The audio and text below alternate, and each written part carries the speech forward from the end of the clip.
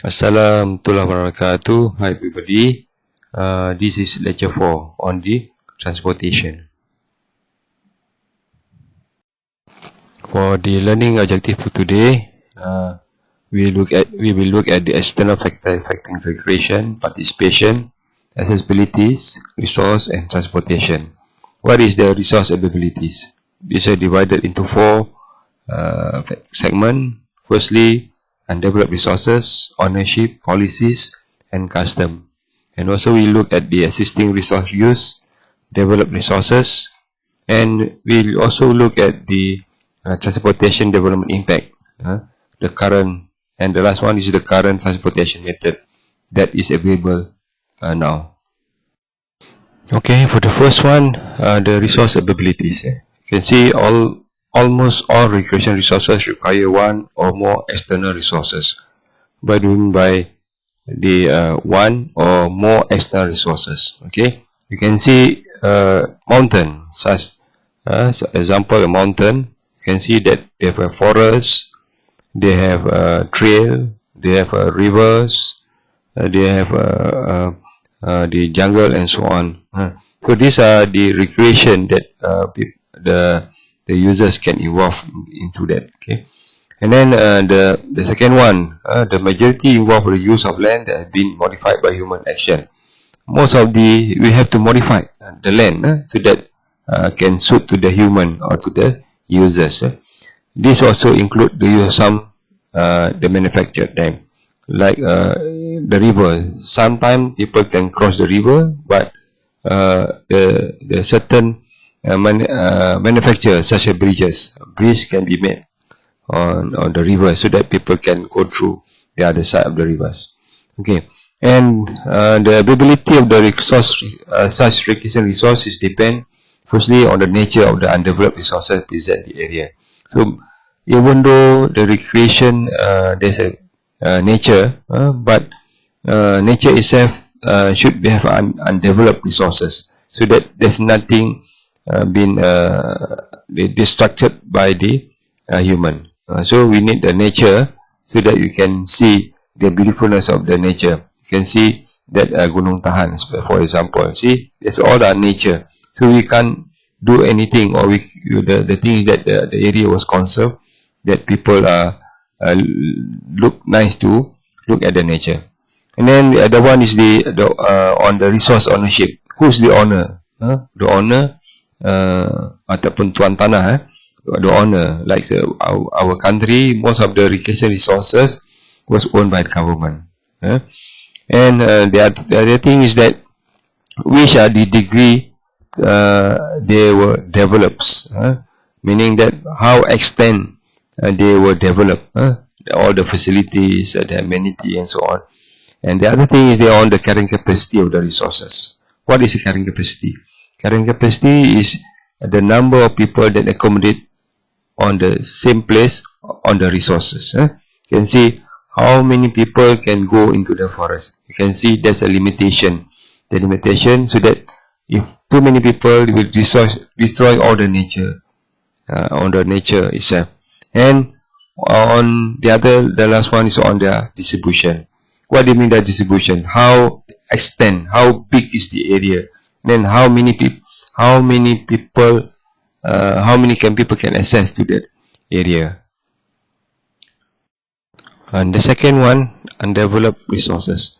The combination of the undeveloped resources existing in a given area determine to the large extent the recreation activities can occur there.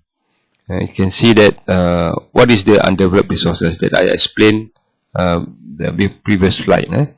So that how big is the area, to the large extent how big is the area, so that how much if there is so big, like for example like Selangor State Park, it's very big, huge. It's continue from the Perak, Selangor itself, and go through to until Pahang.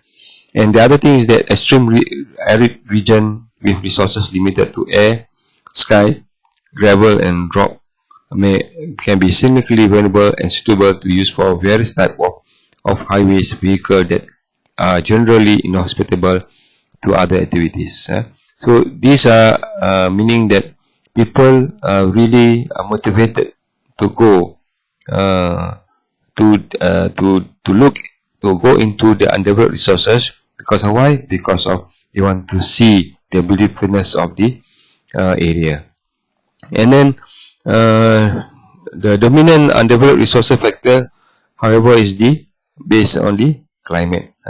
So what is this climate? Climate meaning that the limitation to extreme weather, hot weather, or to extreme very cold weather, people won't go to the place.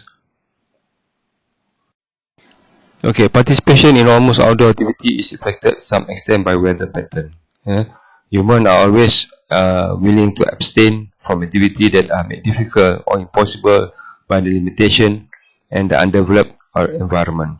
But with the technology now is utilized to modify environment to mitigate or to overcome such limitation. You can see how people climb Everest, and they have special attire, and then even though people go to Alaska, so those are area that very limitation. Even though people try to go to Sahara Desert, they were what is actually one thing that how people are motivated to go to that thing because they want to have the adventure thing happen to them. The ownership, policies and custom. Resource ownership, law and public policies have similar impact on participation in other recreation activities. So this will limitation. If the limitation due to the ownership. If last time pre-industrial history, from the industrial revolution, Renaissance, they have law. People not omitting any people or not avoid people to enter the park, because most of the park are privately owned by the owner. Okay, the difference in ownership of law with nation also affect the participation. So with the limitation, now we have the COVID-19. People put on law to each of the country to not allow people, even though to participate in parks, to do activity in park. In the East, the riparian doctrine policies permit each landowner along the waterway to use water for formal purposes, provided by the flow is not decreased. Okay, you can see that if this happen in Canada, they have a canal. The people can use the canal, and then along the canal there's a agriculture area. So these people can pump out the water to water the plant for their agriculture land, but it won't just jeopardize or won't disturb the water flow. Okay, meaning that leaving little or no water for downstream irrigation for other use. So these are the policies that doesn't impact the participation. Okay, you look at the existing resources used. The non-irrigation resource used to which resource are put both immediate and delay effect on the irrigation participation. Okay, you can see that the example of this is such as public park. There's an effect on the recreation participation because why? People still concerned about their time, their leisure time. What they have, is it they have a leisure time or not? So that's because it becomes delay effect on recreation participation. Okay, and then the recreation use of the estuary or river for the swimming, fishing, and sailing, for instance, may be directly affected if there is such ship or baggage traffic that produce substantial weight. Okay, so if you, for example, for this one, you can see that if you go to the beach, you can see the banana boat or the jet ski. People are participating in jet ski. So by beside that the jet ski activities, there are people swimming on the side of it. So there's such as wave can affect to the swimmers or fishers or sailors. This will be limited on the recreation, will affect to the recreation participation. Okay, such as wave can be dangerous to swimmers and weight, especially small children, and may discourage small boat sailing as well as fishing from the shore or from boats. It is very important regard to the safety. Okay, we look at the developed resources. The ability of the most recreation facilities is depend on the nature, extent, and accessibility of the developed recreation resources. You can see that if a trail is built to the hetero almost inaccessible scenic area, allowing people to visit the site on foot or horseback, a small boat harbour is constructed, making recreation boat feasible along a stretch of rugged coastline. You can see these are allowing with this building bridges, roads. If you can see last time we go to Taman Negara 1980s or 70s, there is no road go to Taman Negara Pahang. So these are the things that we effort with the government, with the people who are constructing the road. So they try to connect connect the area so that people can be accessible. And the amount of money available for the acquisition, development, and operation recreation resources is often important as policy in determining the nature and extent participation. These are things that how involvement of the government to allow to put on budget to allow people to promote. That's why if you look at our policy in tourism, they put a lot of money, and you can see that the impact of that, the budget, the money that can get from the tourism is so much as considered as one commodity, as because in other commodities such as oil palm, rubber, and so on. Now you look at the transportation development impact. As economic development occur and location environment become more complex, transportation come to play an increasingly significant role in participation. You can see that last time we don't have any LRT or MRT. The only thing that KTM or now commuter, KTM commuter. But still now we have going to develop more the transportation so that people are easily accessible to the recreation area.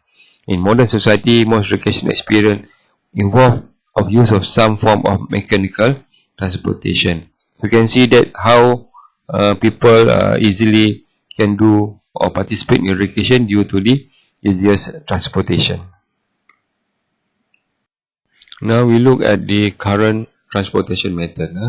We in recreation we walk, horse riding, cycling, and even motoring. Even though other 4x4 and the people go travel by air and so on. The ownership, policies and custom. Resource ownership, law and public policies have similar impact on participation in other recreation activities. So this will limitation. If the limitation due to the ownership.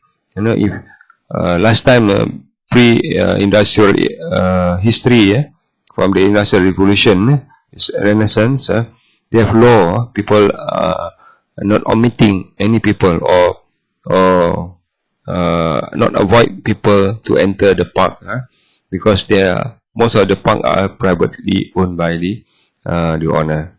Okay, the different in ownership of law with nation also affect the participation.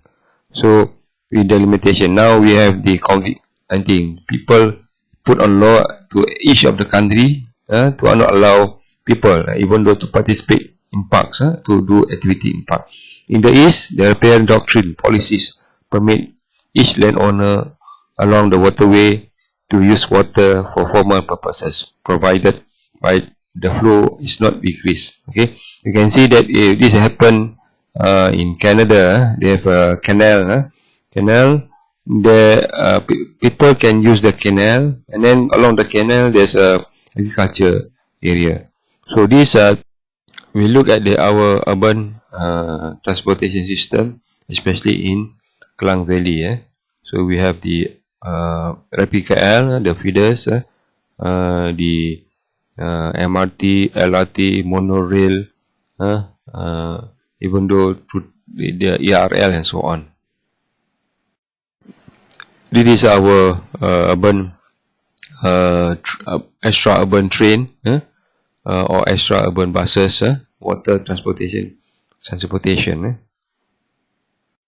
And also we have the extra urban buses. We have the Hope and KL, and even though inter state buses.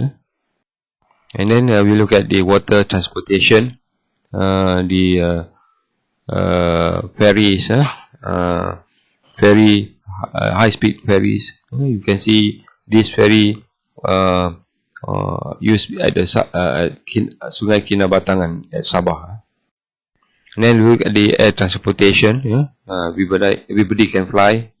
So now we have the Malino Air, Air Asia. Most of the transportation in Malaysia, in Malaysia. That's all. Thank you very much.